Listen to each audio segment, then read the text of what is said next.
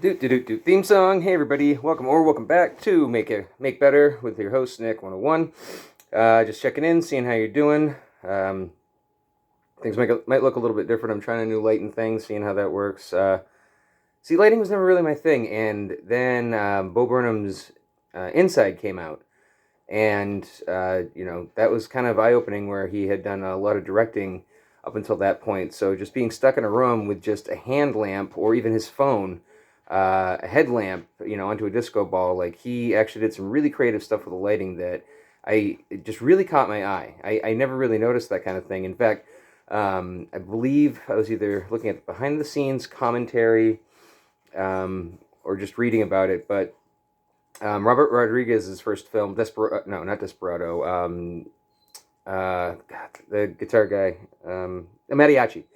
Mariachi. He, said a lot of the complaints that he, would get is the lighting, and that's because, well, his first time directing, so he would play around with it. So he had like these two clip-on lights. One time that, one would be like lighting here, and then the other one would be behind there. So like, you saw a little bit of a backlit of the face on this side, even though it was in the shadow, and then the other side had that going on. So it was just kind of, interesting. Don't know if anybody even knows what I'm talking about, because the El Mariachi is a bit of a deep dive, and Bo Burnham's Inside, I think a lot of people saw it. I know that a lot of people in the podcast I listened to, mentioned it when it first came out, and then, just everybody kind of went on to the next big thing. But that was one that I was very interested in hearing from him, because I probably mentioned this in a previous episode, but the previous one that he did, which was Make Happy, which is probably part of where I got the idea for the name of my podcast, Make Better.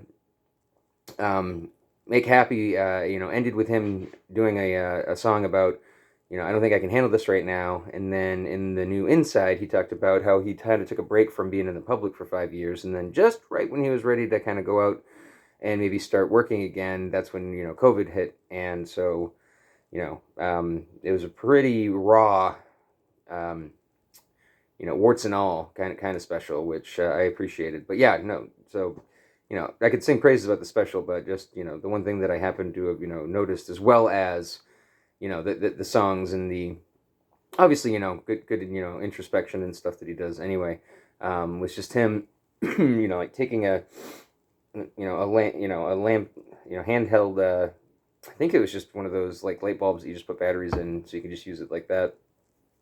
And how interesting it was that he could do all that with just a bare bones thing. So yeah.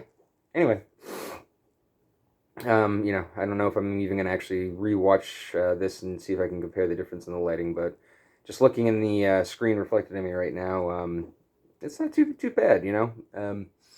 It's tough.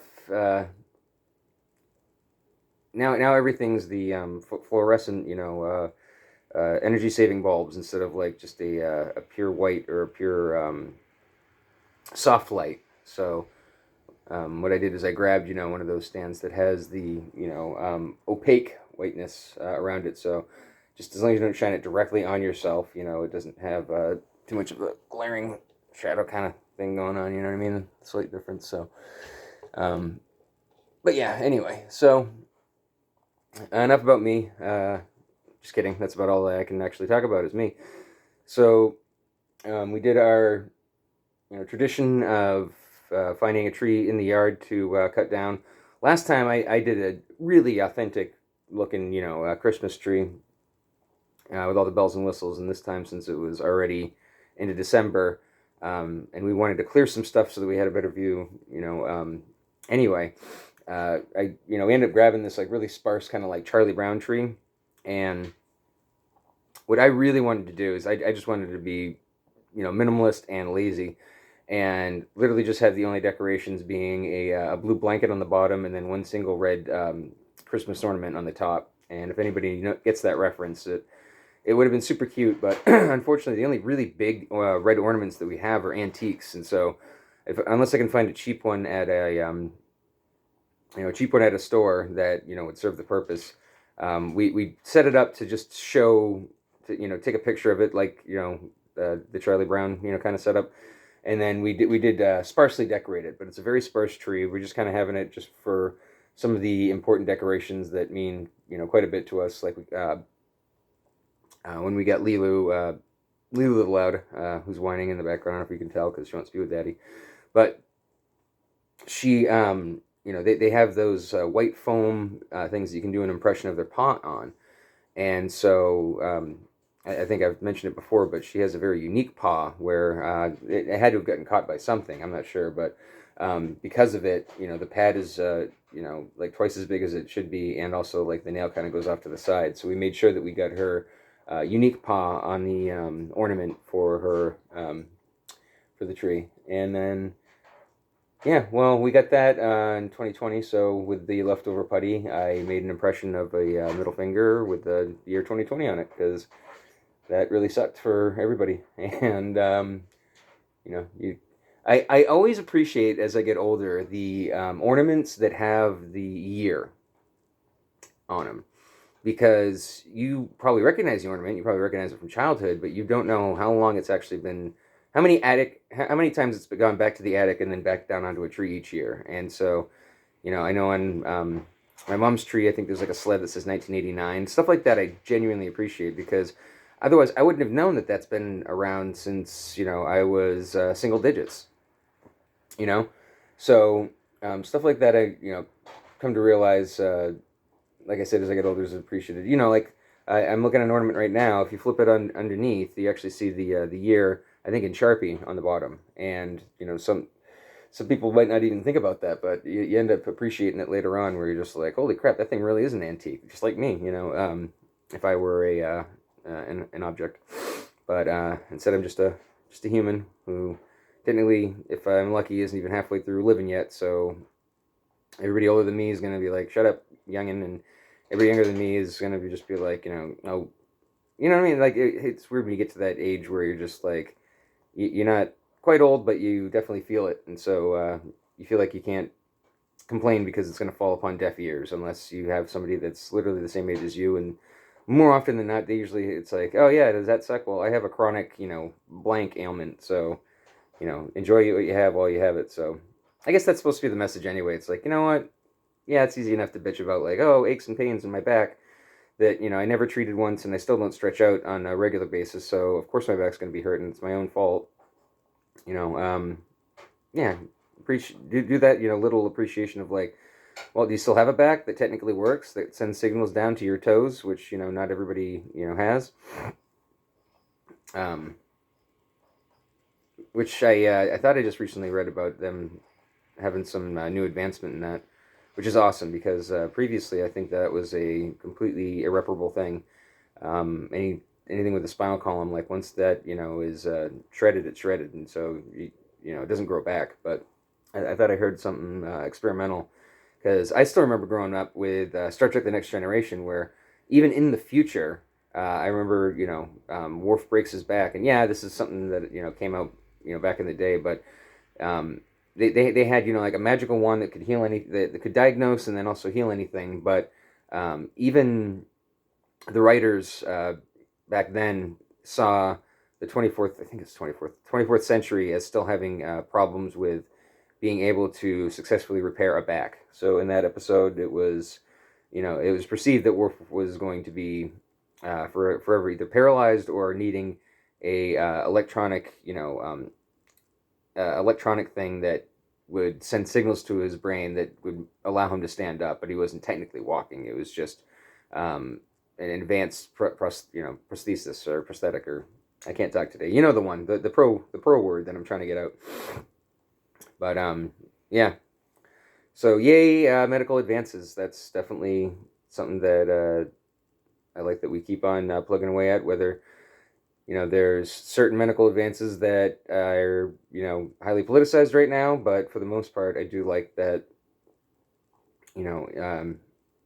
Each new thing that we help tackle and fix, and are able to give somebody a quality of life. Shout out to by the way, like I just read about this doctor that goes around. He just does the cleft palate surgeries for free. So now because of him, like thousands of kids are able to smile.